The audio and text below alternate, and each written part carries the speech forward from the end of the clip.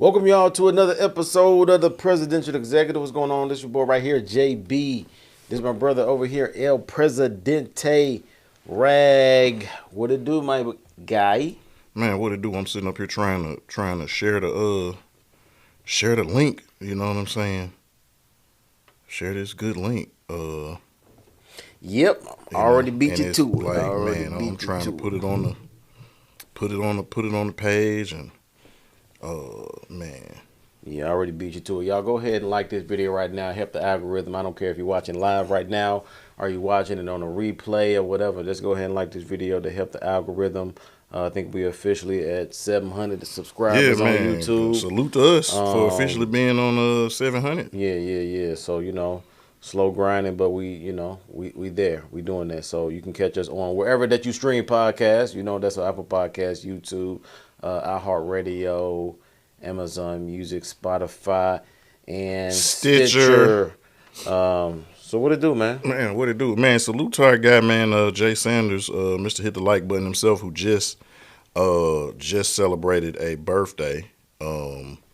Just celebrated a birthday on yesterday. Right. I saw that. I saw Amory said something. Yeah. Might have been on there. Yeah, he just celebrated his birthday on yesterday. So man, glad our OG, you know what I'm saying, our big broski,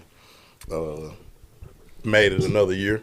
For sure. Man, I won't say He 51. 51. Because last year I went to you didn't make it. Yeah, well, man. Yeah. Damn So work. he definitely 51. So yeah, salute to Jay Sanders. Hit the like button on that, man. Actually, I saw his son in the gym. This is probably about a month and a half ago. Jared. Yeah.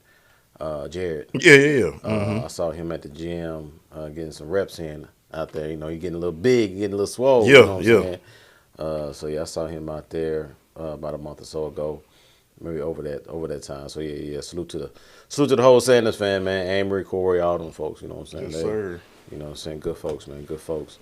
We seeing Corey every Friday, seeing that Pizza Friday. Mm-hmm. You know what I'm saying? He got that going. I be tripping. He got the he used a music thing. I think a few weeks ago he used a Play a Fly and other things like that. In typical Corey fashion. Mm-hmm. You know what I'm saying? So yeah, man. So yeah, salute to that guy, man. Now you know what, I'm gonna say something. Like, if we mess around and end up getting Amory on here, and we done already had J Mac on here, we done already had DJ Black on here. Yeah. You know what I'm saying? Like, I mean, shoot, I know for the preacher man, you dang near could get Samir Malik on here. If he ain't made it on here, it's gonna be a problem. That's all I'm saying. Amory ain't nothing but a part of contact or phone call, really. Actually, we need to get a couple more guests, man. I know we kind of been slipping on the guest tip, but definitely want to get back to that.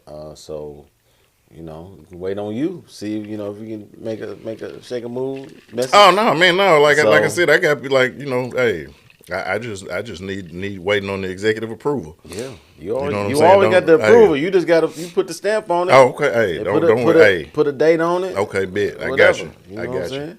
So, but we got a lot, man, going on. It's a lot going on. We were just talking about that. Some of you probably heard before we actually, did the thing. But I usually cut that stuff out after we go live and I edit it. So we come with with this episode. So yeah, it's a lot going on, man.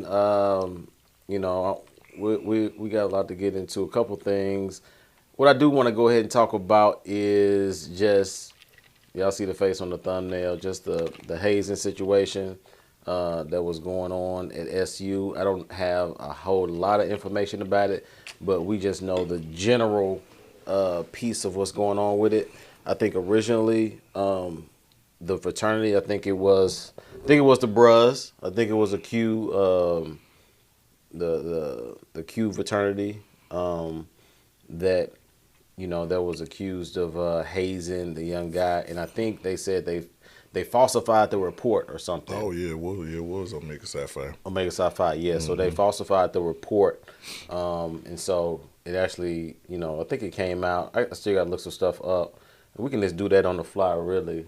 So I read the okay, go ahead. Thing. So man, first of all, man, rest in peace to Caleb Wilson, and prayers go out to his family. Yeah.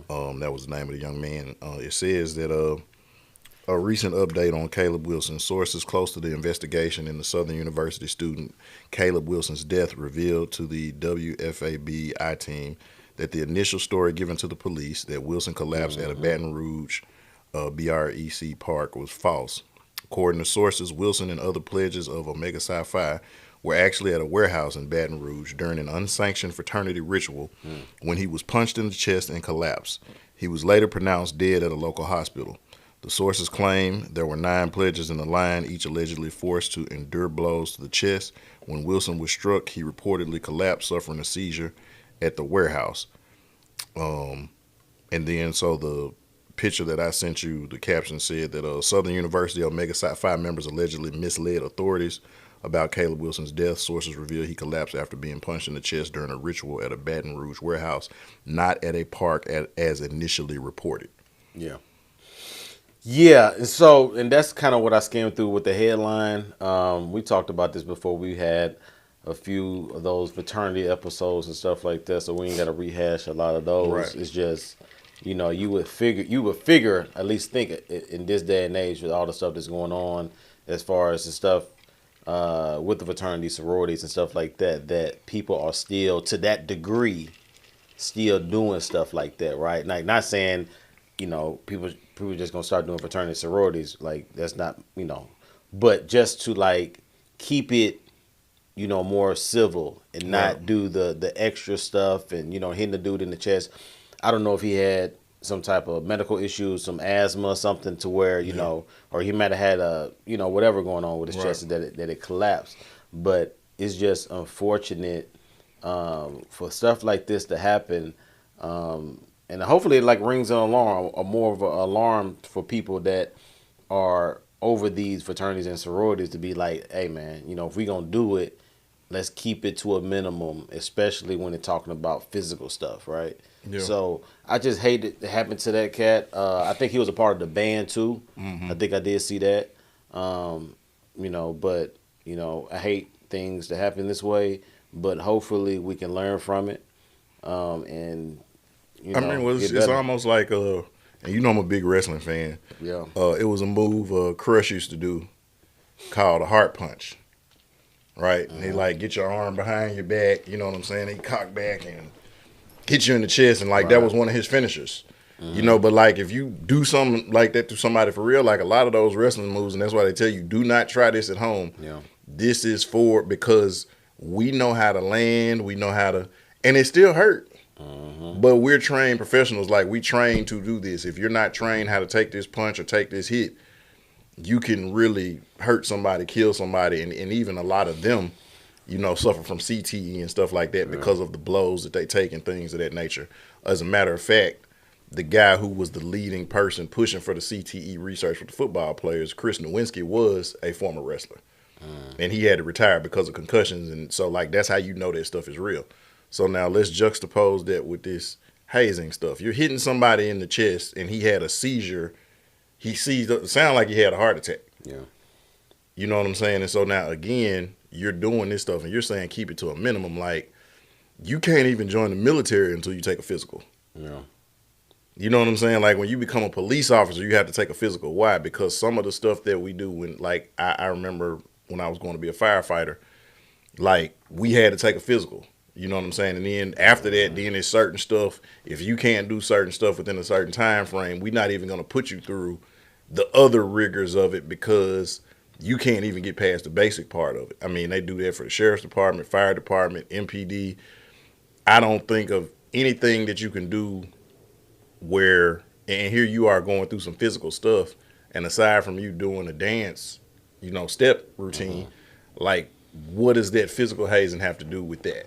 Hold on. So are you saying that they should take physicals or something before they go or through this process? If you're going to be doing that hazing stuff, because I mean, to me, it ain't no minimum. Right. Like, what does that have to do with community activism and outreach? Yeah. You know what I'm saying? How does my ability to bend over and get hit by a paddle or be blindfolded and stick my hand into a toilet and grab a banana instead of, thinking it's a turd or something, or getting punched in the chest or whatever other stuff, now and I mean, again, and to me, like all this secrecy stuff, sounds suspect. Oh, I can't tell you that. Like, then I don't need to do it. Right. And I'm straight on that. Yeah. You know what I'm saying? Like, and that's, yeah. I mean, because again, I don't mind taking the ass whooping, and I don't mind whooping no ass. One or the other is gonna happen. So we can go on, skip the bullshit, and get right to it. But like to me, it sounds real. It serves no purpose other than, and so for the guys like a Jay Sanders who talks about his experience and that was not his experience, and you have people like that, but then you got other people that say, no, that was my experience. It gives more credence to the people who have had the negative experience. And now in the age where you got a lot of people denouncing and renouncing and walking away from it. Like the thing with me, and I saw with Jason, a lot of people that I've heard that went through some type of experience like Buddy did, they were undergrad. And so usually what it sounds to me like everybody that I knew that did grad chapter never had, I ain't say never, the people that I know at least. I can't say never, but just the people that I know, they didn't have those experiences as far because they're grown men. Most of them got careers at the point, got kids. You know I mean, what I'm but even saying? undergrads, you can join the military. Yeah. So now you might not be grown, but for the most part, most of these people are not living at home. Most of these people, like, now you understand, you commit a crime, you're going to big boy jail. This ain't juvenile no more. You know what I'm saying? This ain't like that shit on The Wire where, you see them kids go to the little thing or whatever, and then they get out, the little camps or whatever, the whatever villages, and then you get out. No, you commit a crime in college, nigga, you going to jail. Oh, yeah, for sure. And it don't matter unless you got that old money type money, you can kiss it goodbye. So like, and I get your point, like it's a difference between being 19, 20, 21, 22 as opposed to being 27, 30, 35. Like you ain't finna be punching no 35-year-old in the chest. And I get what you're saying. Yeah, that's what I'm saying. I don't think that. I think people that do grad, they like, nah, if we do that, we gonna be having a situation, right? Right. You know what I'm saying? But Right. like the 18, 19-year-old kids, you know what I'm saying? It's like a rite of passage or something. And then I'm looking at some, not videos, but some pictures of him. Like he's a small dude. You know what I'm saying? I look like I might be taller than him, and he's just a small. He look like he may be $150, maybe 140 or something, right? Yeah. And so who knows the size of the dude that hit him? A lot of the bros that I know, they, size wise, they may be pretty big. You know what I'm saying? Or strong, or got the physique, right? So, like I said, man, they're going. I think, like I said, it's whack. You know what I'm saying? But it's like even if they went on the other side and been like, okay, before you go through this process, you got to get a physical. They will almost be admitting to doing something illegal that you shouldn't be doing anyway. You know what I'm saying? And even if you say it's for the purpose of like, okay, we got to run miles, or we got to run like again. Right. But Caleb could have had a pre-existing medical condition. He could have had some stuff he didn't know about. Yep. He could have been asthmatic, whatever the case may be. Yeah. But again, like, what does that have to do with community activism, with brotherhood, with, you know what I'm saying? Like, it doesn't. It's just to me something for somebody to get their rocks off. Yeah. Because again, and you're at a position of strength because this person wants what you have, so they got to do whatever you say. They at your mercy. You see what I'm saying? And so if they say no, then you can dangle over their head. And again, and y'all are cool with some of the other frats and stuff like that. So if he leaves, you can throw word to the other, frats and be like, hey, this man ain't no good. And who they gonna listen to? They gonna listen to the person that's an undergrad trying to pledge, or they gonna listen to the person like, oh, JB, he got his stripes, so we gonna take his word.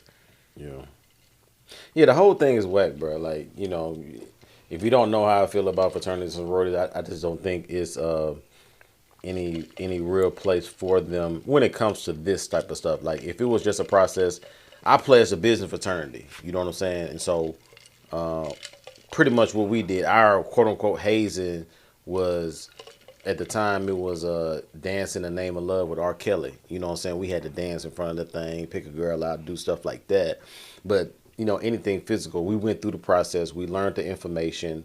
We got the business connects and did all that stuff, and then we crossed and we did that. I mean, and it could be some stuff like, I mean, like, I'm not gonna say like you make a man dress up like a woman or something, but like Yeah, you can have somebody like, okay, you know what I'm saying, like you got to walk around campus, or campus something like wearing that. you know what I'm saying, wearing a Ninja Turtle, you know what I'm saying, dressed up like a Right, Ninja Turtle or right, something. right, right.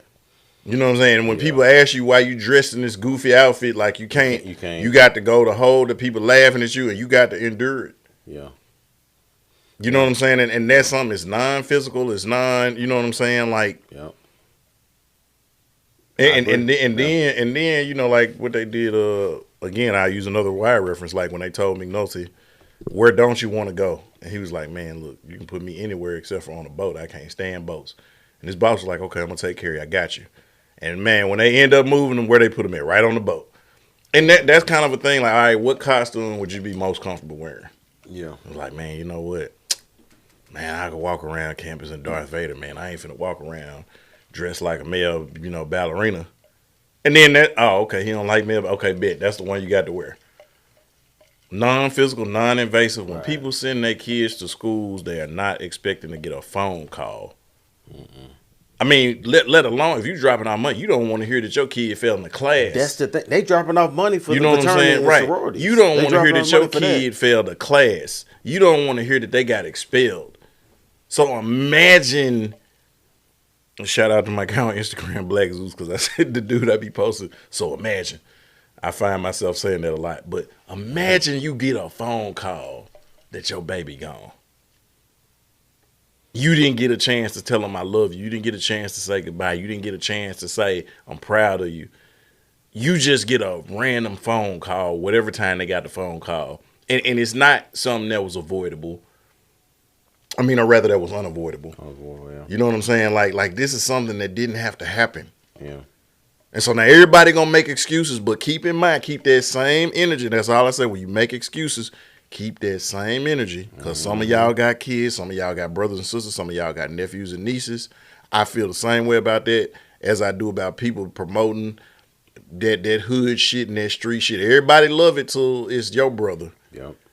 till your daughter, till your son, till somebody gets killed, and it's like, oh, it's so sad. Oh, we got to stop the violence, increase the peace. Yeah. But you was just calling him little killer, or oh, I got my little shooter with me, Right. till he get his brains blown out. Now we need to stop the violence.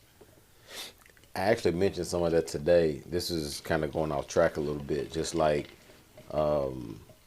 I think black organizations, black people in general, like, just like you've been in the school system, you've mentored plenty of young men and youth and stuff like that, right? That have been in at risk, been in gun violence, been in jail, been in prison and stuff like that.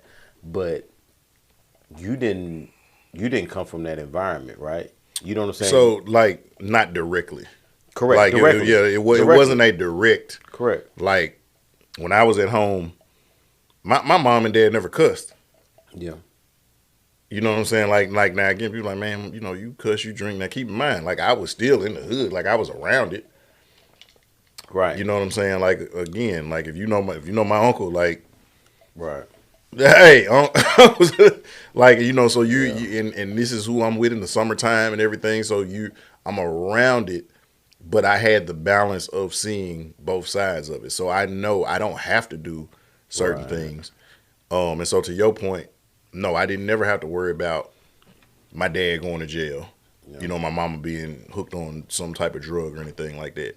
Now, again, I was in places where like 2 houses down, Right. you know what I'm saying? And we're seeing it from that standpoint. But for me to act like, oh, I'm the hardest nigga alive because I grew up, because Right. again, I wasn't sheltered, but I was sheltered.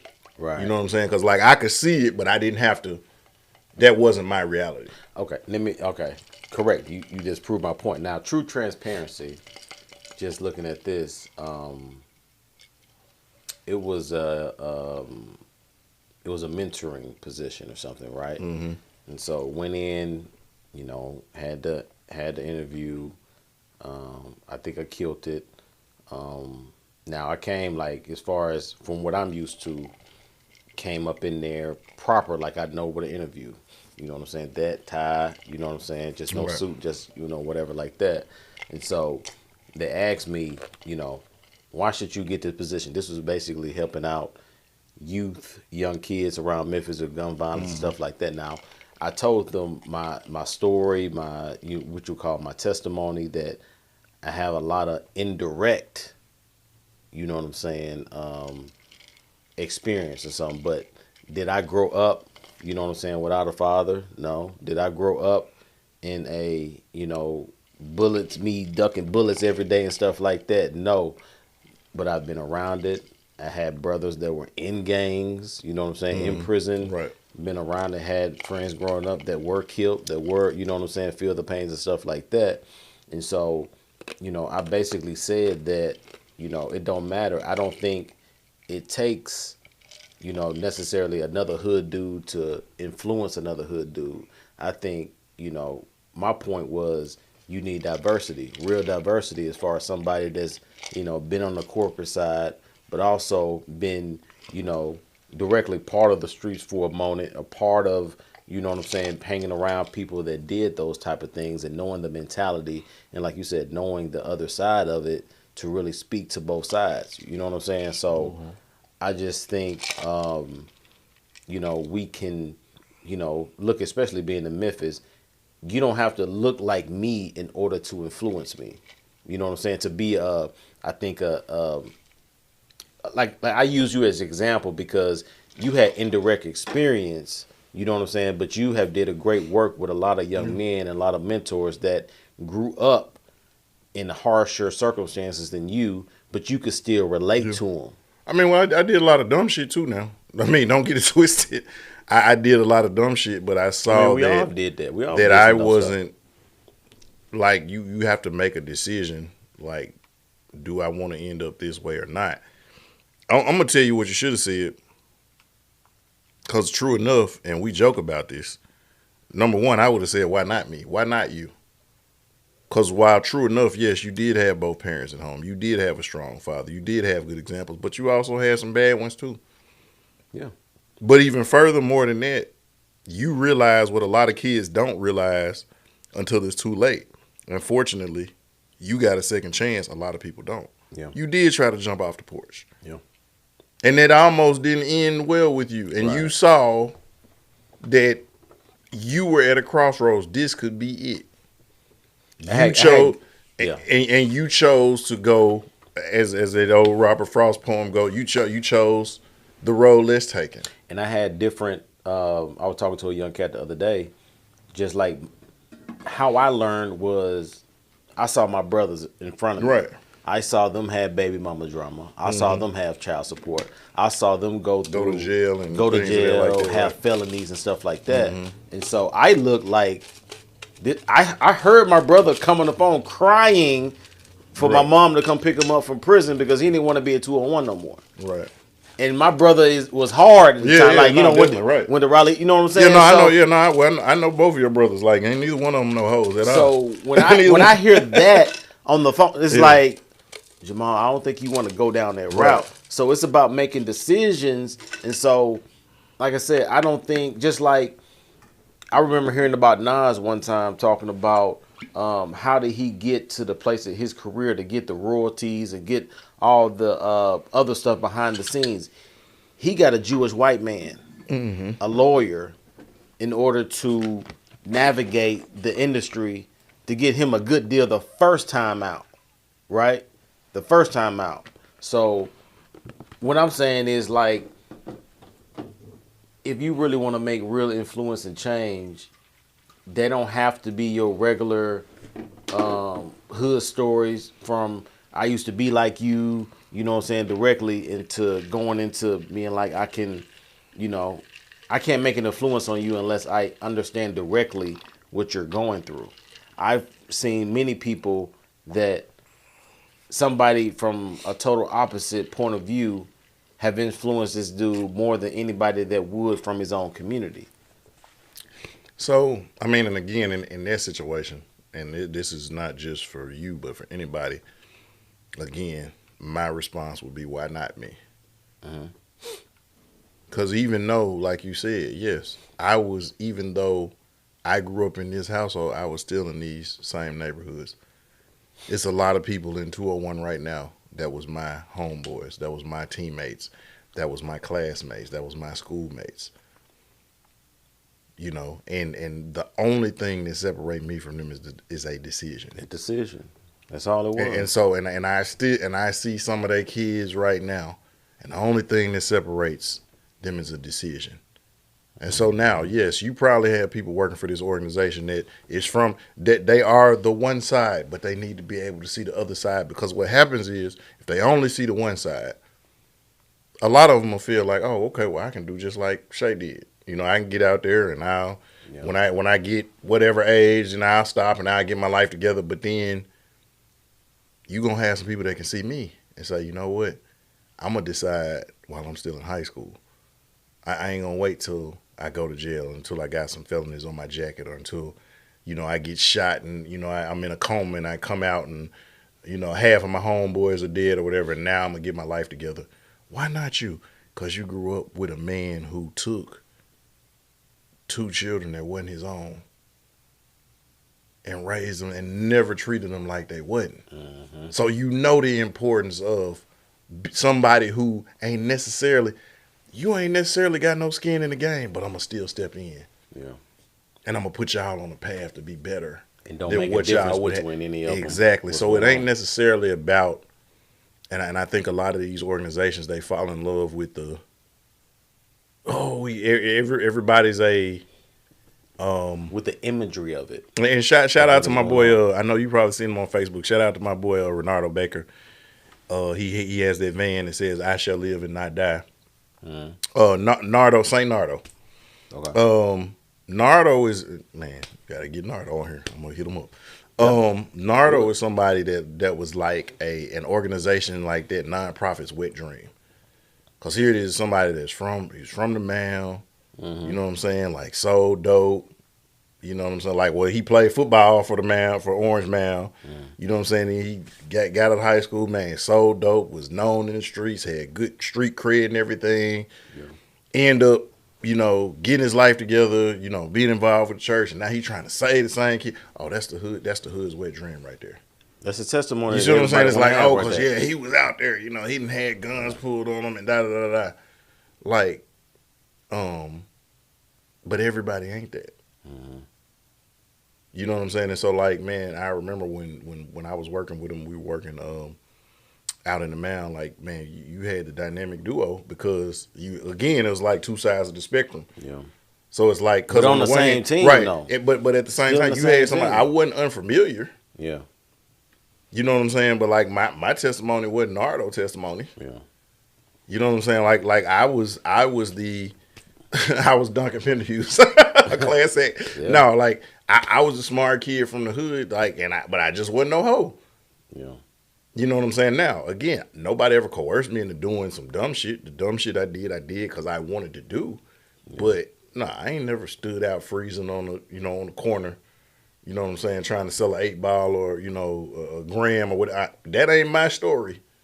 Yeah. I joke about it. I drove the car.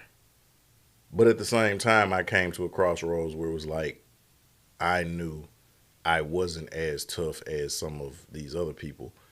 And then at the same time, I knew I was worse than some people who had lost their lives or had gone to jail. Right. And it's like, so now if that's their outcome, it ain't looking good for me, because I'm heading in that same direction. Mm-hmm. And so now you got to make a choice. And I did not ever want my parents, like we were alluding to, I didn't want them to get that call.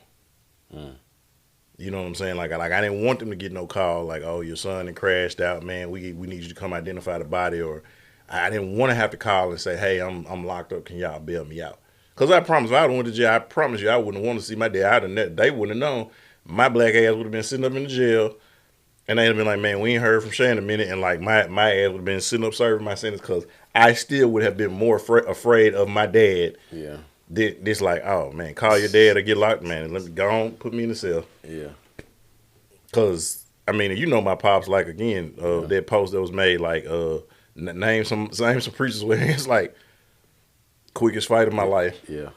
Big Red. Oh, 2 hits. Yeah. It was over with. and that would have been it. Like I said, I took a little detour just because I think, you know, I do think that's one of the issues. I think just obviously in the city of Memphis, but I think just in general, black people in organizations, I think we like to have like an imagery of what impact looks like, or rinse and repeat type of testimony. Right. Like, but that doesn't have to be everybody. Like, I think a white dude from a different perspective, background, and that is willing to mentor somebody like that can be just as much of an influence, you know what I'm saying, just because of they're giving them a different lens of, you know what I'm saying, of perspective. You know what I'm saying? And so and I do think that's one of the things that we're dealing with here in the city, just because I think a lot of them organizations, like, they want the change, but they want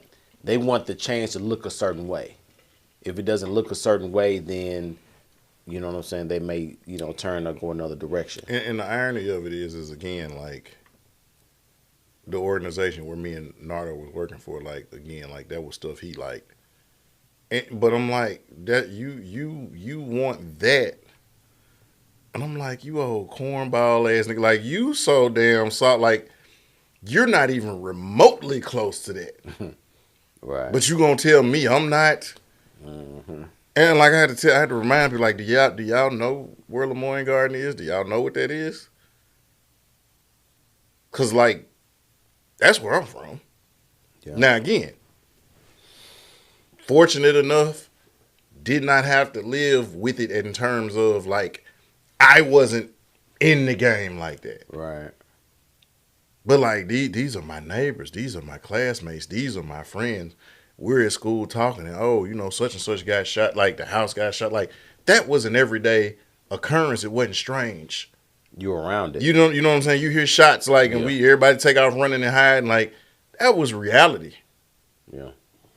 You know what I'm saying? And so now, again, we moved from South Memphis to Raleigh, thinking that, and then, but that's when they started tearing down some of the projects.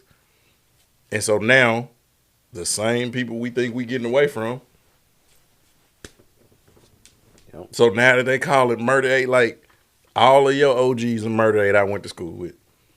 Everybody that you say is an OG in the Murder 8, like, we played versus, Craig Mount Raleigh, Egypt, you know what I'm saying? Like, we went to school with, we worked at Kroger with, or Walmart, you know what I'm saying? Like, we know these people. Everybody that you say is your OG, we know them. You see what I'm saying? But, like, again, why do I have to be the retired gang member or the person that did a bid or I beat a murder rap? Why do I have to be that? Because that's the sexy story. That's the sexy story that everybody wants to hear, and it's the perfect comeback kid type situation, which I get, right? I get it, but that's not true for everything and everybody. In order to be the number one person that you need to be a mentor, influence of people. Also, I wanted to bring up this, like, as far as the hazing stuff goes, like, the NBA rookie hazing, quote unquote, is done in a way to where it's not hurting anyone physically. It's more so just like you go up and singing a song. People may put popcorn in your car. Right, yeah. You know what I'm saying? But at the end of the day, they have the money to get their car detailed to get all this stuff out. Or if you can drive that John or get it taken to the place yourself, you get one of them little shop vacs. Yep. And so when it comes to doing stuff like that, when it comes to fraternities and sororities, I'm like, at least to the degree, get like to the NBA, doing stuff like you said, costumes, wigs, or whatever else, and not putting these kids in physical harm. Because again, like you said, you're not getting a physical before so you don't know what these dudes got, what these kids have, whether they have a pre-existing condition, whether they have something else going on. You don't know. You're just going off what it looks on the exterior, right? Yeah. And so you don't really know. And so like I said, I hope it's a lesson on both fronts to people to really see, like, this ain't really what I think they say it is. Also, it's like, hey, if we're going to do this, we need to have enough integrity to not do this on a physical level to where we can potentially put you in danger unless we know what's going on with you. Because if we all we know is your name, what you're trying to do, and your goals for this organization. We don't know you may have asthma, you may have some other stuff. Like people, they're not even going to tell you that just out of fear of you rejecting them. You know what I'm saying? So I think hopefully this is a lesson, bro. I just hate seeing a kid that hasn't even realized his potential yet to be phased out going to a prestigious HBCU, and then like you said, the parents getting a phone call that, hey, your son has been in an accident, and like I said, they falsified the information, so they didn't even get the real information in the beginning. So now again, and you got to learn because you used to be a player. You got to learn, and this for you. Next time you're in a situation like that, it's an old saying that goes like a wise man learns from others' mistakes, a fool learns from his own. Yeah, man. You had a chance to be a wise man because, like you said, you saw your brothers, but then you chose to still try to jump off the porch. To dip in. You see what I'm saying? And so when they say, "Well, why you?" Because you know what, it could be somebody that I could reach to teach to be a wise man. Because because I had people just like a lot of these kids. They got siblings, they got homeboys or homegirls, they got parents or uncles or aunts or grandparents that's been caught up in the system, and they could learn from that. Yeah. But here I am, somebody who, just like them, I had bad examples that I could have learned from. But I had a moment in my life where I decided, and we ain't talking about like, oh, I stole something out the store. Like, no, I decided I was finna be out there. Right. And it almost ended bad for me. And if it would have, we wouldn't be having this conversation. But unfortunate. But the reality of it is a lot of them ain't gonna get the opportunity that I got.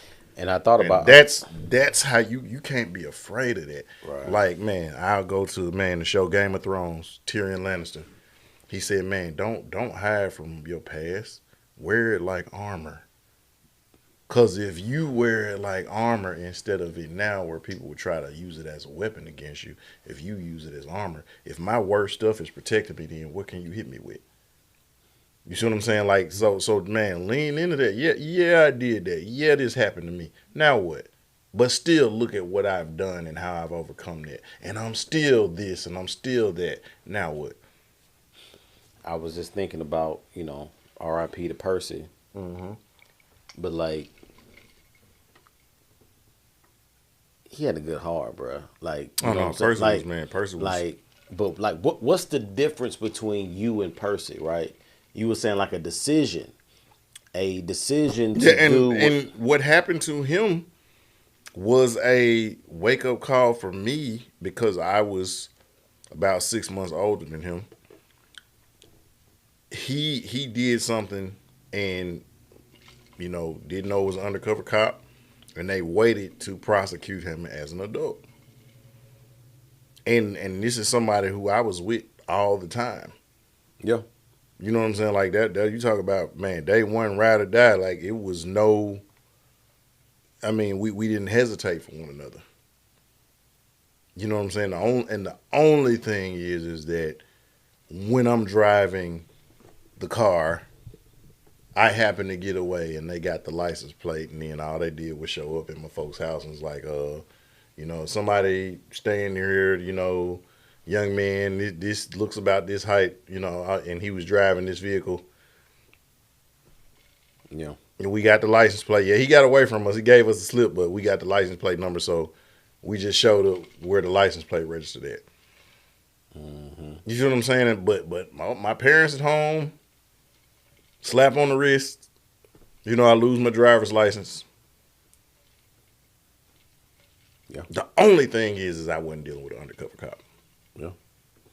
It's very slim. You see what I'm saying? And then the drug that he had, and we talk about this, but it's the difference, depending on what the drug is the difference between 3 months and 9 years. And you dealing with an undercover cop. But like you said, decision, chance, opportunity. And he's somebody, he did learn from his mistake. Yeah. You know what I'm saying? And unfortunately, still being a good-hearted person that he was. You can't trust everybody,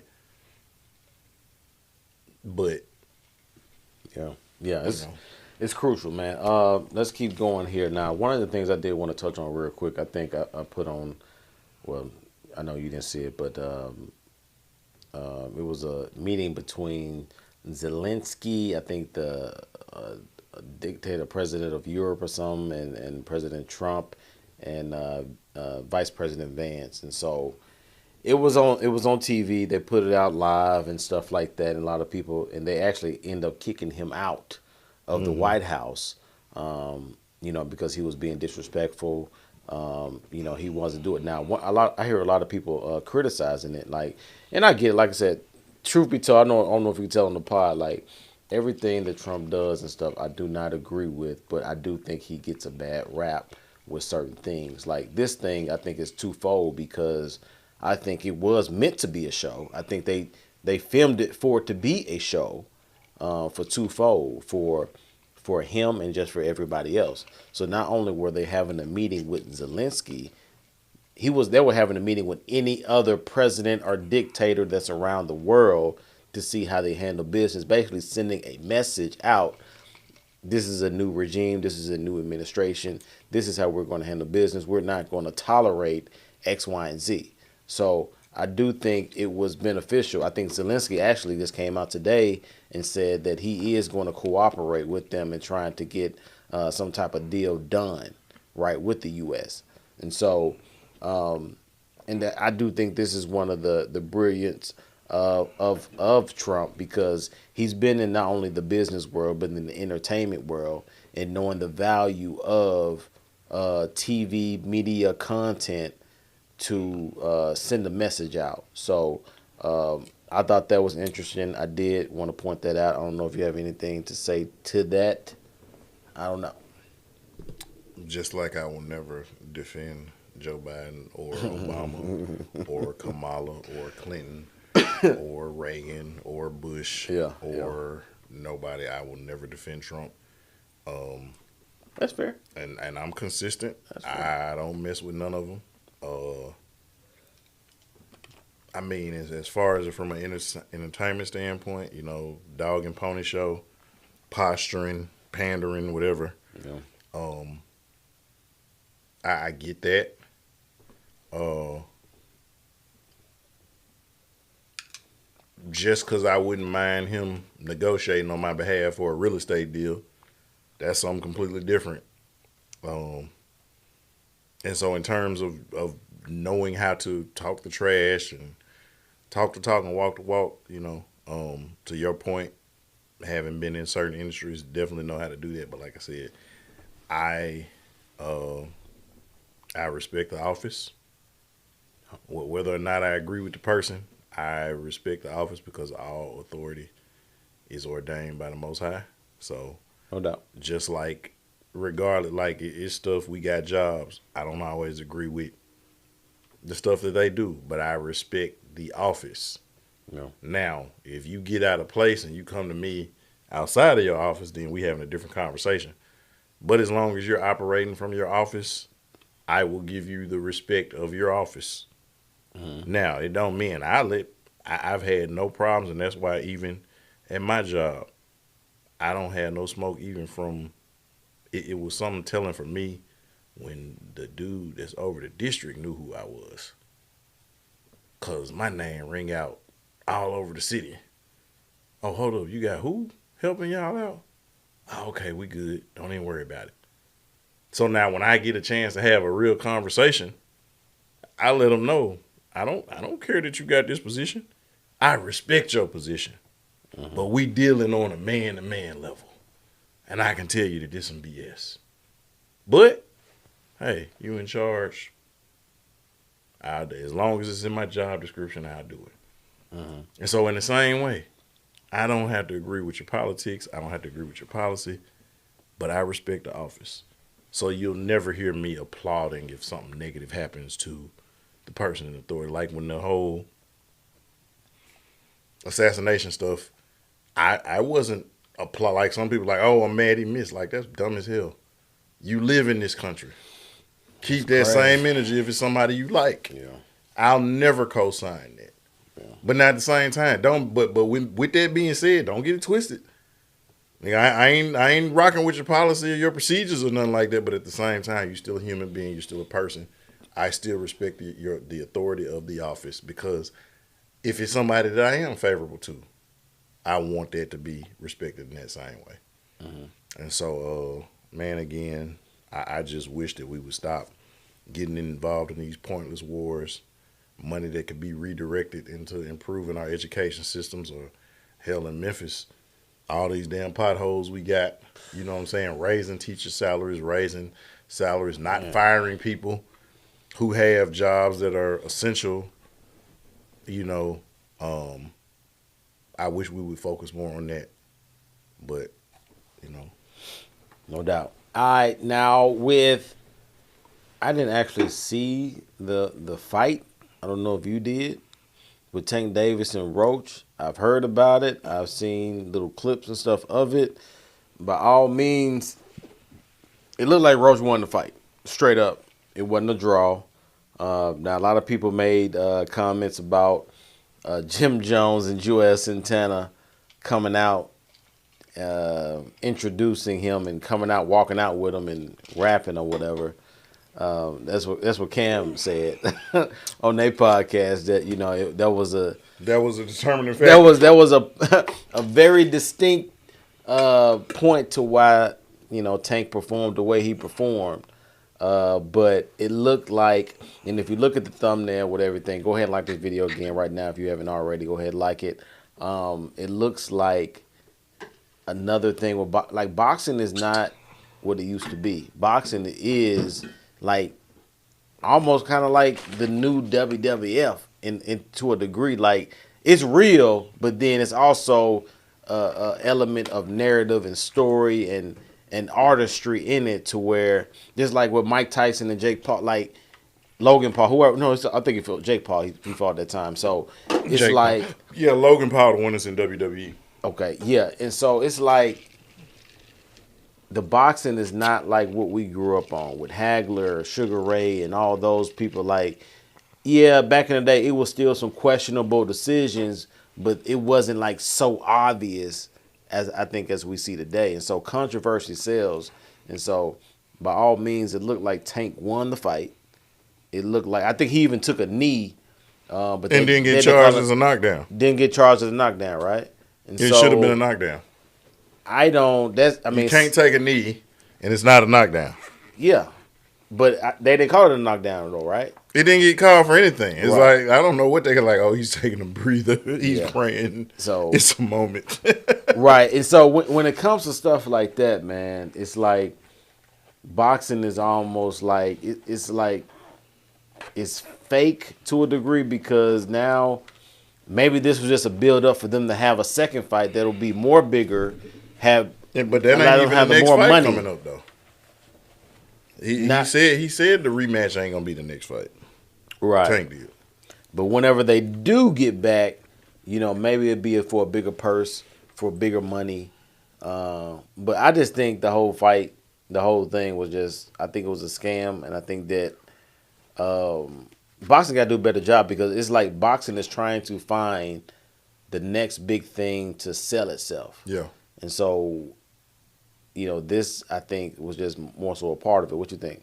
I mean, like, so going to your initial thing, like, I'm disappointed in Cam, because, you know, him and Ocho have been going back and forth. So, like, yeah, I saw no Ocho slander will be tolerated. Yeah.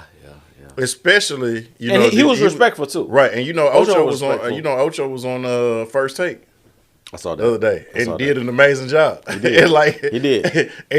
And Unc looked so much like a proud big brother, like a proud papa when Ocho was talking. Like, Ocho did a phenomenal job. Yeah. Hopefully he's back on there more. And then Gil was on there too. I saw that. Your cup. Oh snap! No, your cup you just had. Oh, okay. Whatever. Are you talking about my? Yeah, no, your cup you just said that. I was just saying. Let me see it. Oh, my bad. Okay, my bad. But yeah, no. So like, you know what I'm saying? Like, I'm disappointed in Cam because he was coming at Ocho like, oh, I can't mess with him because he talking about, and obviously Ocho's a troll. Yeah. Like when Ocho talk about man doing porn and what he was doing in 1989 when he was like 10 or 12 or whatever, and he's like, oh, I was working like Ocho is a troll, like so he's clowning him. And if y'all don't know, go check out the I believe he was being interviewed by Stephen A. Smith. And he was talking about having adding to his meat. Yeah, adding the penile implant like he got the male BBL. Yeah. And so and he's doing it with a straight face. Now again, if you don't know Ocho, he's trolling. Yeah. But so now again for Ocho talking about, oh, it's because of Jewels and Jim Jones, and obviously him and Jim ain't seeing eye to eye, so it's like I can't even take you seriously. Yeah. And I mean again, Cam is legendary as an MC. He's legendary as an artist, as an entertainer, and he's even getting legendary in his podcast space. And so I'm disappointed because I expect greatness from a great. Yeah. With that being said, Ric Flair quote, if you want to be the man, you got to beat the man. Mm-hmm. You should never leave it. And you know this, you can appreciate this from, Pee Wee basketball, AAU, or because those sports can be decided by the referee. Never let the referee decide the outcome. Yeah, that's the goal at least. And you know what I'm saying? And so now with Roach, so now you can't let the referee, you can't let the people judging the fight decide the outcome. Mm-hmm. You have to clearly win. You have to clearly demolish this person. Mm-hmm. And then we've seen it a couple of times. I believe it was the second fight with Bernard Hopkins and Antonio Tarver. The second fight, it was clear Bernard won the fight. Mm-hmm. You know what I'm saying? Mm-hmm. And this is how you know, because when they showed Tarver, when they announced that he won, he was looking like he couldn't believe it because he knew Bernard actually got the first one. Yeah, it was debatable. Like I got one, but the second one, it was clear Bernard got him. But he was shocked. But you can't let the refs, you can't let the people who are judging the fight decide it. And unfortunately for Roach, it was in a position you while depending on your vantage point. I understand why it's people saying that he won. Yeah, I completely see that. I'm not debating that. Yeah. All I will say is that when it's the champ, you got to take his title. You cannot allow for them to, because all the favors, just like basketball, all the favorable calls gonna go to the vet. Mm-hmm. The favor's gonna go to the champ. Mm-hmm. So man, you got to knock him on his ass. You can't be like, oh my, outbox him. No, you got to knock his ass out. Yeah, yeah. And so now again, it's a controversy because I think Tank didn't take him as serious as he should have. Yeah, he's like, oh, I'm gonna retire, and he's thinking about the next fight. He's thinking about maybe him and Crawford fighting, or maybe he's gonna go up and fight Canelo or whatever. He's looking ahead, and he's not looking at what's right in front of him. And Roach surprised him. Roach boxed a hell of a fight. Mm-hmm. And again, to your point, I think that boxing is the way it is because, number one, a lot of American people watch it. We don't have a dominant American heavyweight. Like when it's like, you got to remember when Sugar Ray them was boxing, when he first came in, who's the dominant heavyweight? You had Ali, you had Frazier, Holmes. You see what I'm saying? Like Holmes. And then as they was transitioning out, then you kind of had a lull for a minute, but then Tyson jumped in. You see what I'm saying? Tyson. Right. And so now you got, so that makes everybody better. It makes everybody else stand out. Because now we got these amazing middleweights, these amazing light heavyweights and featherweights, welterweights, but we don't have that great. And for a period, like late 80s, early 90s, man, you had Tyson, you had Lennox Lewis, you had Holyfield, you had Riddick Bowe. Like, you had guys that was guys. Yeah. In the heavyweight division. But then what did that made Roy Jones better. That made him look better. Yep. That made Pernell Whitaker look better. That made Duran was further ahead than them. Mm-hmm. But Shannon Briggs, like James Toney, and then he eventually moved up to heavyweight. But like, it made those guys, because now our eyes are on it. Yeah. So now when you're looking at the undercard, and it's like, oh, who is this James Toney cat? Yeah. Oh, dang. Oh, who is this Roy Jones Jr. cat? No, who is James Left Hook Lacey? Let me see what he talking about. So now it made everybody, but because we do not have dominant heavyweights. Yep. That was the same. Now, All right, let's move on to the next one here. Where can we go here? Now, okay, I kind of want to get into sports stuff real quick. Okay, yeah. I was just saying, yeah, no, Yeah, because I know you had some stuff, but yeah, it there's was a some lot, sports lot of stuff. stuff. I mean, yeah, we Now, got some. one of the things you talked about, Gil was on First Take, and LeBron talked about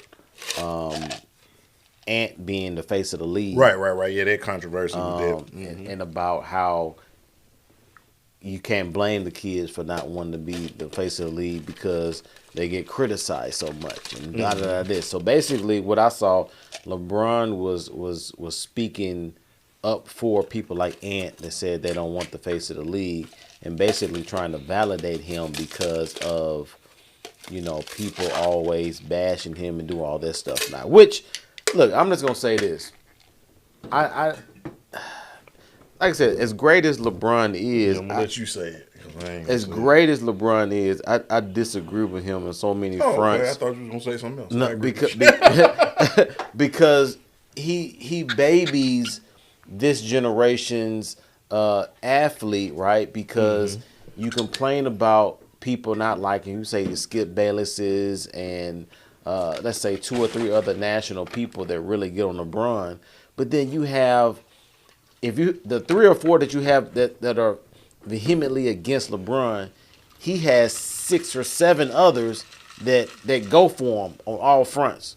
Thank you, sir. No problem. And that is can be that can be Club Shay Shay. That Nick can Wright. be Nick Wright.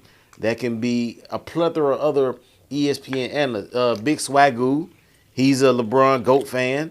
Perkins. Perkins. You know what I'm saying? Now I will give Perk. Perk has been a little bit more critical of certain things lately, but he has. But Perk has been one. Richard Jefferson. And so when you're saying that the face of the league is not what the kids want nowadays, and you're basically validating that, what I'm saying is, my question is, why do you have the inflated salaries that you do have now? You have it because the business has expanded. You have it because social media has been so. You speak about social media on the other end about the criticism and the stuff that you get, but the amount of money that you're making now is because you have that other avenue out. So you complaining about it on one end, but then benefited on the other. You know what I'm saying? So it's like you're double dipping, and you're basically like, why would you want to be the face of the league when you just criticizing them so much? And we don't have, I don't think, the right history, because a lot of people just remember Michael Jordan being this pristine, which he was pristine, but all the criticism that he took as far as the gambling stuff, The partying, him not getting to a conference final or not beating the Pistons, saying that he's just all no dominant scorer. Yep. Can win a championship. Yep. Like that's what I'm saying. Like all this, I remember personally, right? And so all we remember is 6-0 and him getting there, but the road that he took to get there was filled with criticism, was filled with it. And so for LeBron to say that, hey man, I wouldn't want to be the face of the league either, I think it's BS, because LeBron has benefited from being the face of the league financially and everything else. And so now for you to tell these kids out here now, I wouldn't want to be it either because of the criticism, when they're actually benefiting from all the social media criticism, remember, it don't make any sense. Ant's position is not the criticism. Ant's position is because I don't want nobody checking me about what I'm wearing. So like I want to wear what I'm wearing. I don't want to have to be dressing like you to do that. Ant's position is that like I like being able to speak freely. And as the face of the league, I can't speak freely. Y'all gonna tell me not to cuss so much. I got to clean it up and all that. And I like being able to talk how I talk. So if I got to change who I am to be this thing, I'm straight on that. It ain't got nothing to do with the criticism, because guess what? He's one that says like, hey, when y'all say I can't do something, I'm gonna go work harder on it. Yeah. He's one that says like, I don't like missing games. I want to play all 82 if possible. Yeah. He's good on that. You know what I'm saying? Like, oh, if y'all say I can't go at somebody, like y'all say I fell short, now that person is a target on my dartboard. So he's got that old school mentality of like, I'm kicking ass and taking names, I'm keeping receipts. He don't back down from the criticism. But LeBron's statement is kind of a backhanded thing on like, oh, okay, well, yeah, because people are criticizing me. And to your point, when you're talking about the Jordan had a lot of criticism, but once he became the guy, it wasn't like nobody ate. I'm whooping everybody, and ain't no excuses. Nope. And guess what? Just like when I come out of retirement and we lose to Orlando in 7 games or 6 games, we coming back the next year and we sweeping them. 72-10. You see what I'm saying? And then we set a record and win the championship, and that's why like nobody talks about Golden State going 73-9 because y'all lost in the finals. Yep. You know what I'm saying? Like again, it never happened. Everybody talk, oh, Curry's the guy. Okay, but oh, he don't have enough help. But you the guy though. Mm-hmm. LeBron. I'm sorry. Go ahead. Nah, I'm saying, and to me, to what you were talking about with Ant, like I get that, but I think from what he's trying to back away from, I think would actually help him not only just in NBA, but just in life in general. Like, you know, to a degree, your life is not your own. You know what I'm saying? To the position that he's in now, like, you know, he has people looking up to him. Oh, okay, yeah, you just can't say the F-bomb, you know what I'm saying, necessarily what you want to. Now, we see how foul Jordan was as far as his mouth and stuff like that. Mm-hmm. But during the time he was playing, Jordan looked like the most pristine, Bill Cosby type, you know, clean, you know, superstar athlete. But everybody knew that was in the league what he really was. Right. As far as a cutthroat, F-bomb this, F-bomb that, nigga this, nigga that. Right. You know what I'm saying? Everybody like, oh, right. LeBron's son's better than Jordan's sons. Not really. Because Jimmy Butler. Right.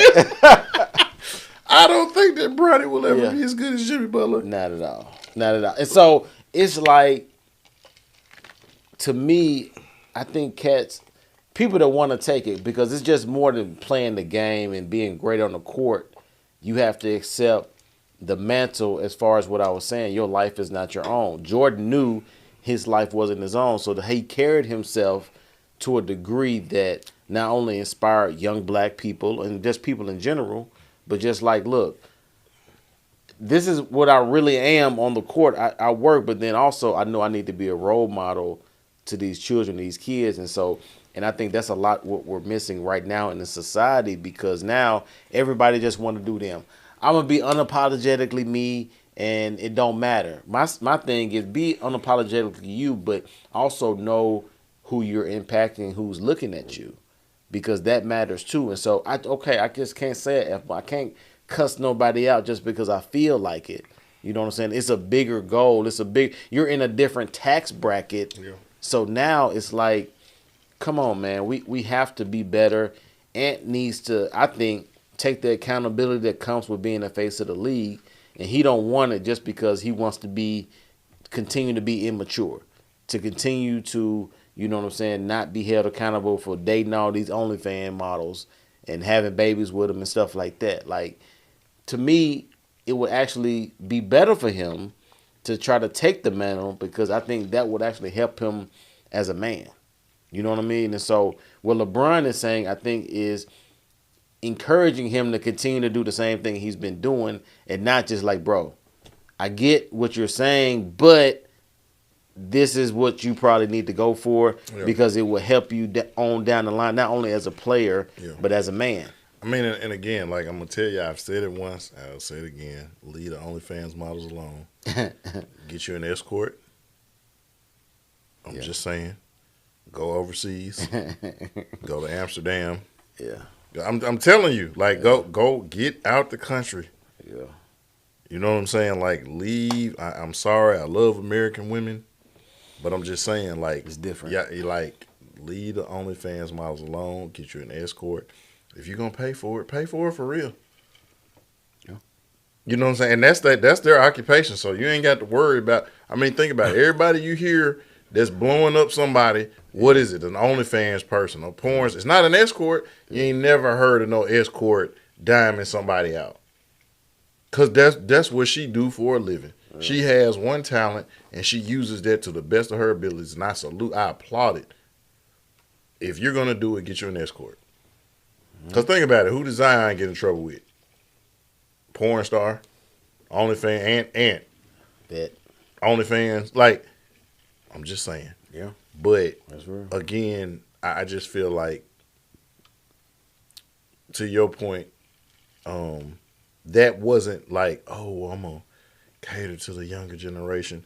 That was a way for me to take a shot at everybody who's shitting on me. Mm-hmm. Mm-hmm. Because you don't like the criticism. Because ever since you've been that guy.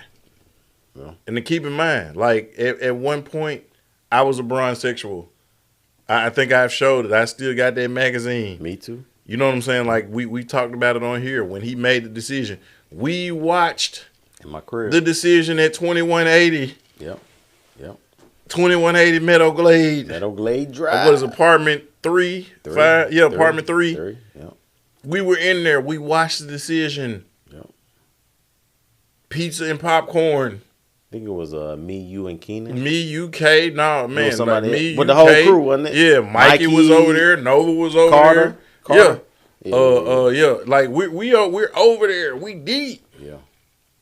Watching the decision. And we're sitting there having a conversation talking about like, man, Miami might win. And then when they did the thing where it was him and D Wade and Bosh and they was all in there, we were watching it there. Yeah. The press conference when they came out. And those finals games we were watching over there. Yeah.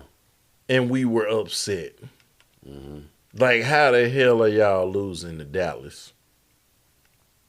How is 6'2" Jason Terry guarding 6'9" LeBron? Barrera. How is 5'9" JJ Barea guarding LeBron? Easy. And then and so I'm just knowing when Jason Terry says, "Oh, we ain't worried about him." Oh, I'm just knowing like, oh, right, he done said the wrong thing. Oh, what? But you're the guy. That didn't happen when Jordan was the guy. That didn't happen when Bird was the guy. It didn't happen when Magic was the guy. Mm-hmm. It didn't happen when Kobe was the guy. Yeah. You're the guy. And when we have those instances, and everybody like, oh, well, you know, San Antonio had like Tim Duncan was 38 years old. And in the regular season, he looked 38. It wasn't like LeBron now. Like, no, he looked old. Everybody's like, oh, they washed. Tim Duncan old, Tony Parker old, Ginobili old. They washed, but then they get through the playoffs. And it's like, y'all still got D Wade. Y'all still got Bosh. Y'all still got Bron. Y'all got Rashard Lewis on the team. Y'all still got Mike Miller. Y'all got Battier. Overall, and everybody, he ain't got no help. From what do you mean? Yeah. You still got your... And y'all letting fat-ass Boris Diaw get down there and... and so now again, but it is what it is. You're still... If we're ranking NBA players all the time, you're still top 2. And I'm not mad if people got him as number 1. Because I get it. Mm-hmm.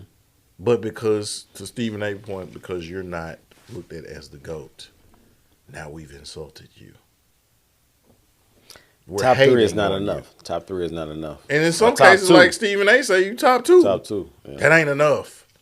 Yeah. And then we bring in arguments like Kwame Brown, like, oh, I got my family out of pocket. What does that have to do when that ball goes up in the air and it's 48 minutes on the clock? Right. I applaud you, black man, for taking care of your family. Yeah. You still was ass on the court. And we can talk about mama's cooking. Throw that shit out. Yeah. That ain't good for no consumption.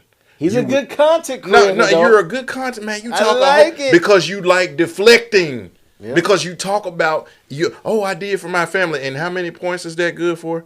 How many victories is that good for? Now, if we talking about being a good human being, man, we salute you, brother. That's what everybody's supposed to do. But check this out, you ain't did nothing different than what nobody else who got that contract and did. Mm-hmm. How many stories has it came out? Somebody got drafted and they said, "Fuck my mama, fuck my daddy, fuck my grandparents who raised me. Y'all can kiss my ass. This is my money." You'll never hear that. Everybody who got drafted, most of these folks that went broke because they took care of mama and grandmama and uncle and auntie and cousin and everybody else. Right. You ain't did nothing special. You ain't. I'm sorry. That's just like me being a dad saying, I help my kids with their homework. That's what I'm supposed to do. Right. But you want to praise. But you want the cookie. praise Yeah. because you did what you're supposed to do Right. when you're in that situation. Exactly. Let's talk about your job performance. Right. Like my job, I'm your mailman. Right. Now, if your mail was late every day and I was misdelivering your packages and you missing important mail, and then you stop me like, hey, bro, you be giving me the wrong address, and I'd be like, man, JB, you don't know what I did. Man, I take care of my family. I got my parents out the hood. You'd be like, what they got to do with my mail, nigga? Nothing. You still getting the wrong mail. You still ain't got your income tax checks or whatever. You know what I'm saying? Your Amazon packages that come. You still ain't got that. And that is what a lot of these younger guys do. It's a lot of deflection. Yeah. It's a lot of stuff that don't have anything to do with the reason why we know who you are. It's because you've been gifted with something that the rest of us can only marvel and be in awe of. And so now when you don't take it seriously, when you don't perform to the best of your ability, when you don't show up, when you make excuses, you get mad because, and it's like, oh, well, you didn't play. You can't. That's as dumb as me saying because you ain't a NASCAR driver, you can't talk about me driving in 2 lanes. Yeah. Yeah, I think when people bring stuff up like that, talking about, well, you didn't play in the league or you didn't do anything, but I got 2 eyeballs. I have observation. I have discernment. I have wisdom. You know what I'm saying? I know what 1 + 1 is. And so now I think because a lot of people that didn't play in the league have some of the same opinions and have some of the same perspectives of people that have been in the league and played 15, 10 years. You know what I'm saying? So I think a lot of, especially the NBA players, talk about people like Matt Barnes. He has the same perspective as a lot of these analysts that I hear on FS1 or ESPN. Right. But since he says it, I get it. It's more credible because he played. But the other people, they see the same thing. So it's like, what's the difference? Like, okay, you just want to be more credible, or you just actually want to hear what people actually have to say without, you know what I'm saying, being, because honestly, I do think a lot of, the thing is with a lot of NBA players like Draymond Green that has a podcast, Carmelo and stuff, they're still connected to the league. And so some of their stuff I think is still filtered to a degree because they don't want to offend the current player. And Melo has a son that could potentially be there in the next 3 or 4 years. And so he doesn't want to put a target on his back saying, you know what I'm saying? So it's still a politics game, I think, with a lot of these NBA players when they talk about the league and stuff like that, because they don't want to look that as sour or salty or be a hater. You know what I'm saying? So I do think other people are more objective when it comes to not playing a sport, not having direct, connection to the players in today's game. And I'll do you one, and I guess we can bleed this topic in. Whereas Paul George, Podcast P, he's been bullied out of shutting his podcast down. Yeah. Because he is a professional athlete in the space. In real time. Constantly podcasting. Yeah. But to your point, it's like the reason why we're watching your podcast is because of your talent, your ability. Yep. And this year you haven't been showing up. But yet and still, every week, a couple of times, however often you do it, you got a guest on, you're talking basketball, you're talking the game, but now these same people that was watching you because of your talent and what you, now if you was retired, that's different. Mm-hmm. But it's like your team constantly falling out the standings, getting their ass kicked. Mm. And it's like, okay. And so now on the one hand, I don't believe anybody should be bullied out of, if you feel like you're gifted or you're talented or you're called to do something, I don't believe that anybody should be bullied out of doing what it is that they are talented or gifted or anointed to do. But with that being said, if the thing that we're watching you for, that we're listening to you for, if you're not doing that, and you're not offering a valid, I don't want to say because we don't do excuses. But if you can't justify why we're not seeing something resembling something close to good, then I get why you're getting criticism. I get why you're getting quote unquote hate. Yeah, people like Paul George, I think he's a special case because I think he's very sensitive. I think he's very insecure in a lot of ways just because I think of how he moves. And like I said, I like his podcast sometimes, but again, I think you can't really be objective to the degree. Like, I think Draymond is different. I think he's an anomaly. I think he is who he is. He says, I think he has a good podcast too, 'cause I think he keeps it 100 regardless. But like people like Paul George, I don't think they're as authentic on their podcast because he's currently in the league. He has relationships and stuff, and so he can't really say what he would say if he was already retired or doing other things like that. Like I think Melo on his podcast, I think now because in the space that he's in, he's more open to say certain things about LeBron, certain things about other people than if he was still in the league and stuff like that. It just wouldn't be as interesting. But he has topics and opinions now that I don't think Melo, when he was in the league, even his latter years, would even say. But now it's like he's a part of like the other side that he's willing to be like, look, he actually said like LeBron was tripping for, not giving another cat a spot at the All-Star game. You know what I'm saying? Doing stuff like that. I don't think he would have said that out loud publicly. Oh, if he was still in the league. If he was still in the league and he was still playing and doing stuff like that. So I think he's getting more acclimated. But Paul George, like, I think Perk actually said, I think certain people can do it. Certain people can have a podcast and do what they do. Like Draymond, at the end of the day, Draymond is not a premium player. He doesn't have to get 20, 10, and 5 every night. He can go out there, play defense, hurrah, pump his chest, and be okay.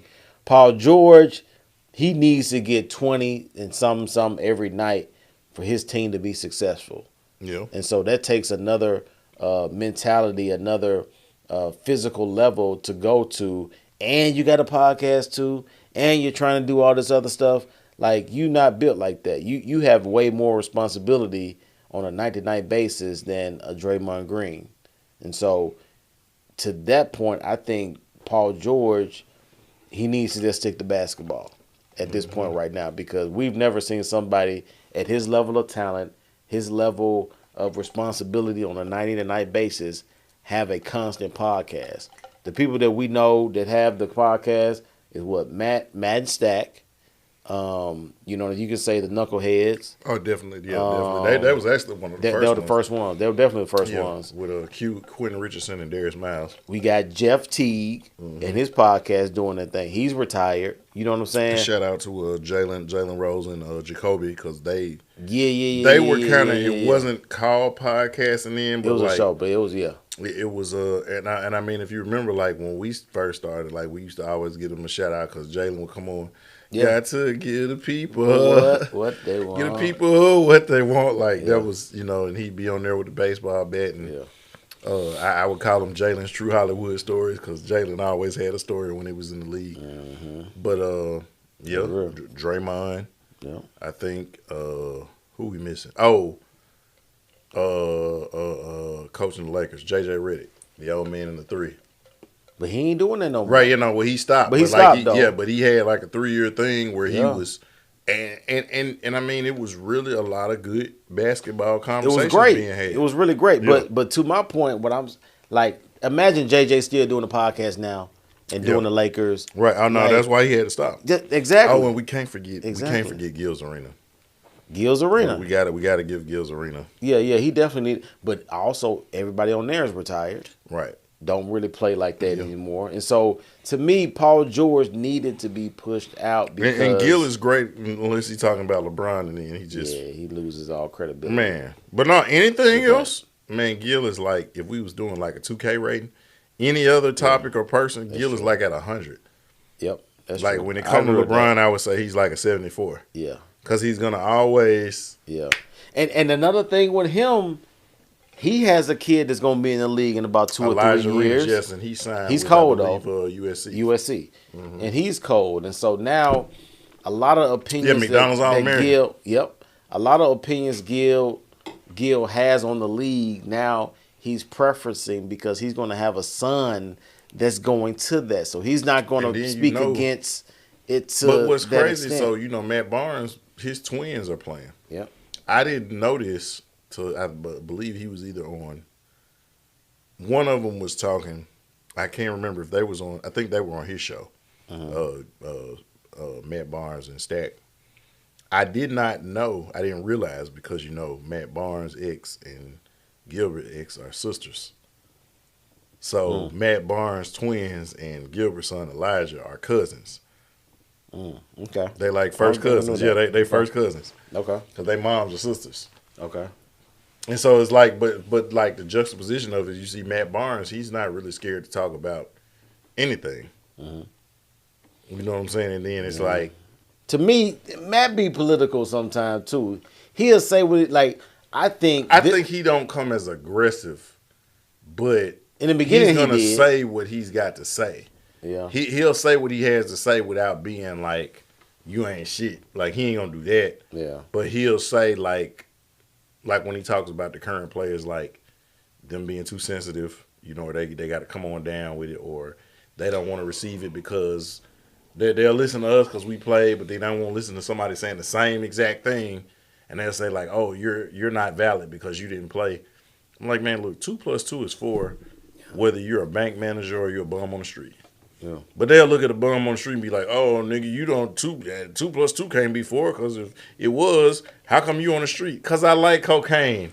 That's why I'm on the street. It don't have nothing to do with me being able to manage money or me being able. I like heroin. Yeah. That's why I'm on the street. But guess what? I know 2 + 2 = 4 because that's how much I need to go get this next bag or what. Like, it doesn't matter. But they'll look at it like, oh, well, you're a podcaster, JB. You can't talk basketball. Yeah. Or Roche, oh, you're the mailman. You can't talk. But like right now, I got players I used to coach right now that's playing college basketball. Yeah. You know what I'm saying? Like my dad played college basketball. The person who mentored me, my godfather, I call him on Keith Lee, played in the NBA. Was a lottery pick. Still Memphis' all-time leading scorer, rebounds, block shots, and field goal percentage.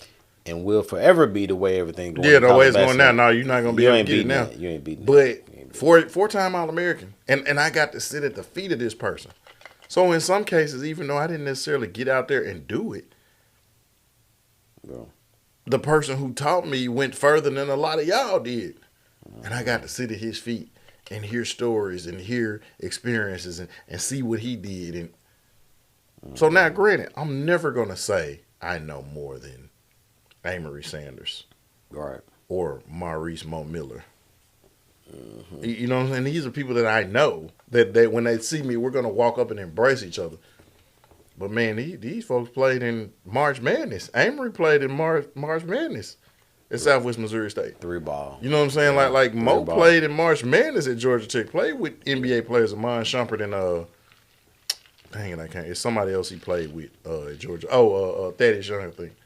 But you played with guys that's in the NBA. He played overseas. I'm never gonna say I'm as qualified as you. Right. But don't get it twisted. Yep. You know what I'm saying? Like who was when they won state? When they was in middle school, Raleigh, when they won state, ask Mo who one of his coaches was. My dad. Now, and guess what? I got to sit there. I got to grow up listening to that same guy who played for Larry Finch when Larry Finch coached my dad in high school. You see what I'm saying? So, again, I'm not saying I'm more. I think that a lot of these guys need to, when you're listening to the Brian Windhurst or the Stephen A's or the Skips, no, they don't have your credibility. But like you said earlier, they got 2 eyeballs. Yep. You know what I'm saying? And as long as we're not talking about your personal life, if we talking about what you did on the court and you take a bad shot, you can't say, oh, well, you didn't play, so you can't say that was bad. Anybody with 2 eyes knows that was a bad shot. Right. All right, we got about 10 minutes left, man. I did want to see. I saw what Travis Hunter and Sheduer Sanders. You know, the NFL Combine has Yeah. actually been going on this past week, and a lot of scouts has been. Well, a couple coaches has said that Sheduer Sanders is being too brash and arrogant Yeah. in I disagree. in his interviews, right? Mm-hmm. And so I wanted to see what you thought about that. Then I'll give mine. No, I disagree. I mean, like you want the person who leads your team, which is the quarterback, you want him to have a level of confidence. Yeah, You want him to be, for sure. because if he doesn't believe in himself, why should his receivers and his running backs and his offensive linemen? Yeah, And he's been successful on every level, high school, college. He's had success. You need that. yeah. I'm with you. Now, the only thing I would say to that is I agree with you. I think he should have a certain bravado about him and have people to follow him. Now, what I do think he needs to be careful about is as long as he's being him, he can't be his father. No. He can't, you know I what I'm agree. saying? And it's a different position. His daddy played cornerback. Mm-hmm. You know what I'm saying? And so that position, you can be as cocky and stuff as you want How's to he any be. different from Joe Burrow? I think I don't think Joe Burrow was as mouthy Joe Shiesty? publicly, like in the interviews and stuff No, like when they that. ask him, like Joe guys, that's why black people love Joe Burrow so much. He's got that swagger. Yeah, because he dressed like he dressed. But not only that, when they talk now, and I'm not saying that. Yeah. I get what you're saying. Like Prime was a different beast. Yeah, But I'm saying like Joe Burrow, I think is a comparable thing of like I'm that guy. yeah, he does think he that guy. You know what I'm saying? And that's all I was juxtaposing Sheduer Yeah. and him is like he's got that same mentality.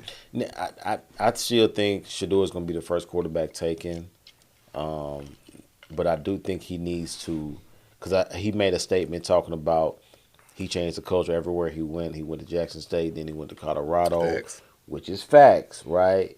But then you got to look at it too. It's a different dynamic because you got your daddy with you. Your daddy had a lot to do with those turnarounds as well. No lies told. So it's like I said, it's gonna be a wake up call when he gets to the league because you're gonna have some of his own teammates probably gonna hate on him and really just be like, are you really this dude?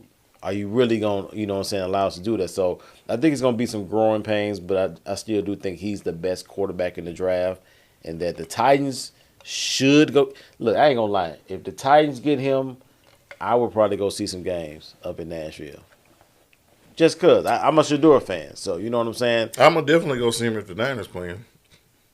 Yeah. Now, I didn't think it's close. I'm for Sheduer. I just think he needs to be careful with some of the stuff because he has to run a locker room, and so it's a way to do it. I think if this is him, how he's being, I always thought he was like a more mature type. Yeah. Just don't be your daddy, right? Right. It's only one of your daddies. Don't try to get his persona out there. Let it be yours. Like, you playing quarterback. Your mentor is Tom Brady. We know what Tom Brady is about. Like, he's more about on the field. He doesn't do all that talking in the interviews and doing all this stuff. Like, don't be a new Cam, right? Yeah. Cam is Cam. Like, but I don't think that's Sheduer. So I just think he needs to continue to do him. Just make sure he's not trying to remix his dad's thing. I'm Sheduer and I want to remix. I'm in the quarterback position. Like, do you, but just beware that, things gonna be a little different when you get to the league. Yep. Well, no. So, with some of these topics, because I know we are now getting into time. Let's go ahead and I guess get the quickies going. Okay. We're gonna smash it or pass it. Okay. Like we do, and since we're young virile men, we're gonna see if we can get them all in. Okay. I'm gonna start with somebody who we grew up watching. We saw him in the movie Unforgiven, Enemy of the State, when Chinatown. What's that movie he was in? Superman. Oh, definitely, yeah. He was Lex Luthor in Superman. You already know who I'm talking about. Yeah. The Royal Tenenbaums. Yeah. Like, I mean, he's been in some of everything. He's been everywhere. He won an Oscar. Legend. Man, legend Gene Hackman and his wife, they died under suspicious circumstances. Now he was an I older saw that. gentleman, but like they thought maybe like well maybe they died of you know poisonous gas. They did a test. That wasn't it. Hmm. Like then they said he had a pacemaker, and if it would have been something like that, his pacemaker would have went off. Hmm. You know what I'm saying? Like so, his pacemaker didn't get off. They still don't have anything as of yet. And they're sorry to hear because it wasn't just him. Like I said, it was also his wife and one of their dogs also ended up. You know, Mm. um, I don't know that he was into anything. If he was about to put a documentary out or he was roasting, Big Pharma or whatever. Uh, I Well, that was my thing. When I hear stuff like that, because I do see the controversy surrounding it, and it's like, over the last 6 months, has he said anything that would shake up the system, like as far as yeah, his industry or right. just in general? Because we've seen people that end up passing, and they come out and say certain things that, Like with Kobe. yeah. Because So I think I put that on my reels. Like, it was a thing like he was supposed to go, like, was it Sunday that he passed? It was a Sunday that he passed, and I want to say it was like Tuesday. On Tuesday, he was supposed to be in court to testify against Big Pharma, 3 different pharmaceutical companies. He was going to sue them yeah. because one of the companies he was invested in, that was basically, he found out they were lacing the stuff with opioids. Hmm. And then, like 2 days before he's supposed to be in court, then his helicopter crashes. And so, like, when you talk about, like you said, like, I don't know that Gene Hackman has said anything. For the most Yeah. part, he's been retired. All right. But I ain't seen him in a minute. it's, and I didn't know him and his wife was that far apart. Because he was like 93, she was 65. Hold on, Gene Hackman was 93. Yeah. Wow, that's crazy. Well, he was, hold on, like, I don't want to misquote it. Because he was 90 I know he something. was old. I didn't Yeah, know he was that he old. was definitely old. But, Yeah, he was born 1930. Yeah, that's about right. yeah, 1930. so 1930. he was 95 then. Let me see. Yeah, 1930, yeah, he was 95. 95. Dog, I did not know Yeah, he he was was that 95. old, bro. And but he didn't even look it. I didn't know he was that old. Not like when you see pictures of him, he didn't look. That's crazy. Um, That's crazy. Dang, that makes and sense. then they were in Santa Fe, New Mexico, and it said a maintenance worker found them because they didn't answer the call when they came to do their maintenance work. Um, and let's see, and then they said that they found his body in a state of decomposition. Yeah. And then they said that she was found in a similar way. And it said with prescription medication scattered nearby. And then they said the 2 other dogs was alive on the property. And then it said a deputy noted it appeared that he had suddenly fallen. And then they suggested a similar scenario for the wife. And so, like I said, when you look at stuff like that, it's like, and then it said the fire department found no sign of a carbon monoxide leak, and they were negative for carbon monoxide poisoning. The autopsy reports did not reveal any trauma on the body. Yeah. And then it said that the so they were found on the 27th. It says that his heart stopped. The pacemaker said that his heart stopped on the 17th.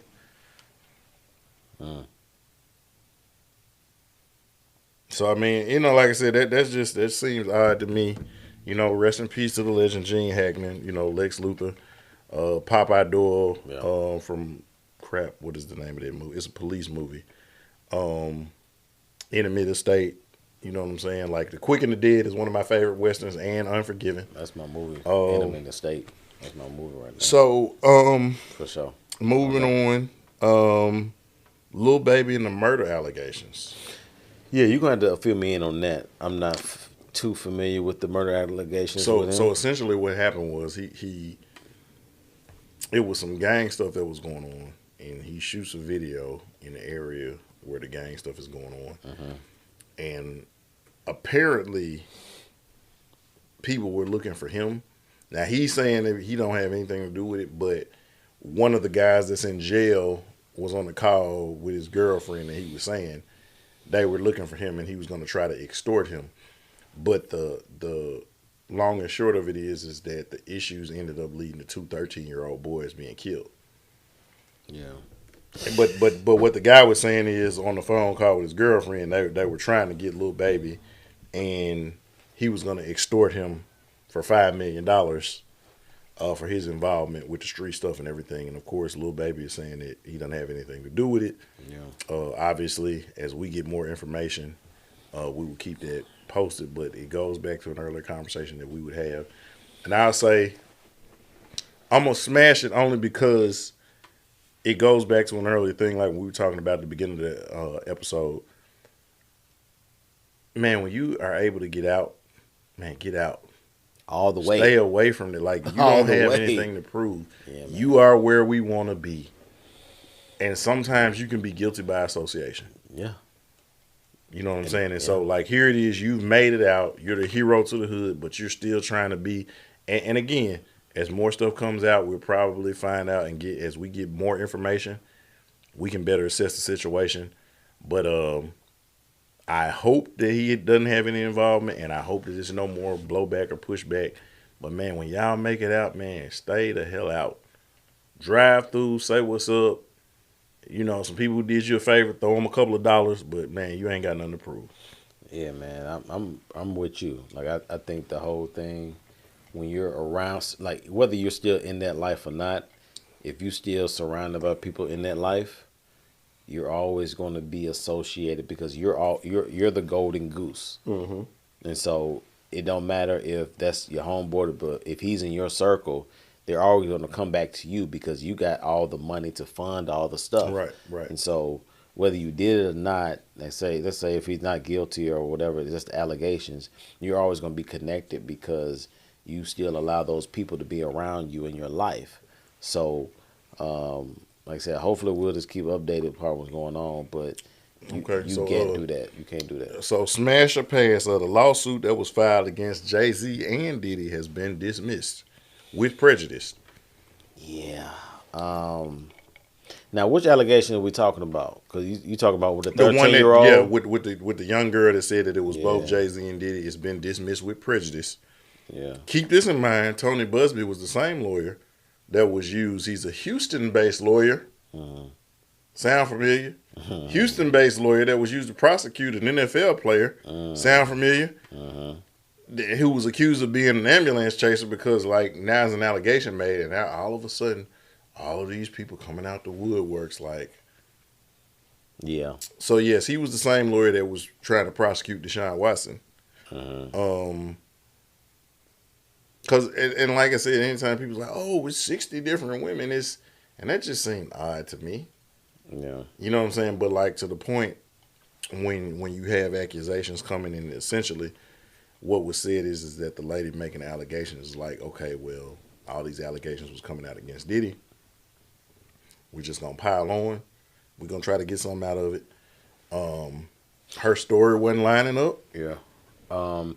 With this whole thing, I think I've been on record of saying I thought all this stuff was smoke screens anyway. Mm-hmm. I think this was just something to put out in the woodwork, but they really working on something they really gonna nail Jay-Z on, or even Possibly. Diddy. Or, Right. Well, we know what's up Right. with Diddy, so I think this was always going to happen with this case being dismissed, and now I see Jay-Z is thinking about suing the girl. It wasn't the girl. It was Tony Busby, the lawyer. So he's talking about suing the lawyer. Right. Okay, so suing the lawyer. So he's suing the that's lawyer. what I'm saying. Right. So now he's going to use some of his legal team to check into that. Right. While on the other side, they already got what they gonna get him on. Possibly. So I get it. I get it. That's why I say I get it. Got a couple of more. Stephon Diggs and Mia Jones from the Real Housewives of Orlando. He is suing her for character defamation and extortion because I guess she tried to say that he assaulted her, but I guess it came out that because it's text messages that are saying that it really didn't happen, and so she was going to try to use her femininity to, I'm gonna get some money out of you. You're gonna pay me because we not together no more and everything like that. Um, I'm gonna say again, we get more information, we can speak more on it. All I will say is that gentlemen, know who you dealing with, and ladies, it's a lot of women who go through situations where they have been hurt, they have been damaged, they've been assaulted. When you fabricate, when you go extra, when you embellish, you make it hard for people who have really gone through the trauma. Because now every time it comes out that somebody lied or that somebody exaggerated or embellished, it's somebody who really got taken behind, taken in the broom closet, locked in the room with somebody. You was in a car and you couldn't get out. And now that makes it to where they don't want to say anything because you got somebody that's bitter because y'all broke up or because you didn't get what you thought you was going to get from this person. Yeah. And so now you try to, I'm going to make you look bad, but you're not thinking about this person over here that now, and they got to live with that every day. And you get to go on with your life. Yeah. And this person who really has been assaulted. And I'm not victim blaming anybody, okay? I feel like when men do that to women, and in some cases, women do it to men, you deserve to be thrown up under the jail. Whatever happened to you, happened to you. But it's a lot of times, especially, it works both ways. You have men in power who have used their power to hurt women, but then sometimes you have women who will see a man in power or of means. It's like, oh, as Denzel would say, I'm leaving with something. Mm-hmm. You ain't just gonna quit me. I'm finna leave with something. And you make it hard for those women who have actually gone through assault and trauma. Only thing I gotta say to that is I think Stephon Diggs needs to go back in the house. Stay away from these fast ass women. Yeah, it seemed like he's been outside and he just needs to kind of get back in the house. Okay. One more and some rest in pieces. So the last quickie, and then we got some couple of rest in pieces. The Southern Heritage Classic is now going to be Alcorn versus Arkansas Pine Bluff. What you think? It's never going to be better than TSU and JSU, but to their credit, I don't think it's the worst thing. No, it's not. I don't think it's the worst thing. I don't think it's going to resonate as much. Could Right. it grow? Possibly. Yes, but it's not bad. I like that way. they keep It's not it bad. going. Yeah. I like that they keep it going. No doubt. Okay, so now quick rest in peace. The first one from our childhood, Michelle Trachtenberg, who was Harriet the Spy. Yep. And she was also Buffy's sister in Buffy the Vampire She was Slayer. on the TV Nickelodeon show. too, right? Nickelodeon chick, and she was on Gossip Girl. Was she on that Nickelodeon documentary we talking No, about? no, she wasn't. But I saw her. She was like, maybe she didn't talk, but she was like, they showed clips of her show or something on there or something. I think I believe. Maybe I'm wrong on that, but Yeah, so like I'm showing you the picture, but this is her from Buffy the Vampire Slayer. She was Buffy's sister on Buffy the Vampire Slayer. yeah. And like I said, she was also Harriet the Spy. Gossip Girl, I believe it's the Ice Princess, a movie that just came out a few years back. Yeah. She was in a lot of movies, and it's, again, another suspicious circumstance came out of nowhere. Yeah. Regardless of how it happened, man, rest in peace, because she was only 39. I saw that. Beautiful person, beautiful soul, great actress. Like I said, a part of our childhood. We grew up watching those shows and movies. And prayers out to her family. And then also, man, rest in peace to an R&B. She wasn't just R&B. She wasn't just neo soul. She was also actually a hip hop person. Because a lot of people didn't know one of the first female hip hop groups she was a part of. Man, rest in peace to the legend Angie Stone, who passed in a car wreck. I mean, and again, like, man, the Black Brother song. Man, Angie Stone is definitely a legend, definitely a GOAT. Man, prayers to their families. Man, Angie, again, soundtrack to our lives. You know, a producer. I mean, her career goes back damn near 40, 50 years. You know what I'm saying? And she was just an amazing artist, an amazing woman, an amazing person. And prayers to her family during this time of grieving. And I know, like I said, a lot of our audience and listeners have watched, those people. So, man, rest in peace and prayers to their families. Amen. Yeah, no doubt. I saw. I think I sent it something to you. I think Rizza Islam. Yeah. She came out. She was talking maybe over the last few months about how Universal was kind of screwing her with her money. some royalties and Right. stuff like that. So now it's going to be some whispers about was it an accident or not? Like I said, you don't know. Man, you be the judge. Right. But to your point, like Angie Stone, the Black Brother song, whenever year that was, that song played all the time. Yeah, it was. On the radio. Yep. And there was like a theme about, supporting your black men and doing like it became like really a theme song for the culture, for the community. So yeah, Angie Stone was definitely like in the same. I put her kind of in the same lane as like Music Soul Child. Right. Really, a lot of good substance music. Mm-hmm. You know what I'm saying? Iconic. Not just I'm a freak you type situation. Right. You know what I'm saying? So I appreciate artists like that. So yeah, salute to her. And again, like you said the best. Prayers out to her family and all that stuff. Yes, man. sir. So y'all know what to do, man. We almost an hour 50 into it. You know what I mean? So y'all, till next time, continue with that executive mindset. Most definitely keep it presidential. Salute. Arrivederci. Bow.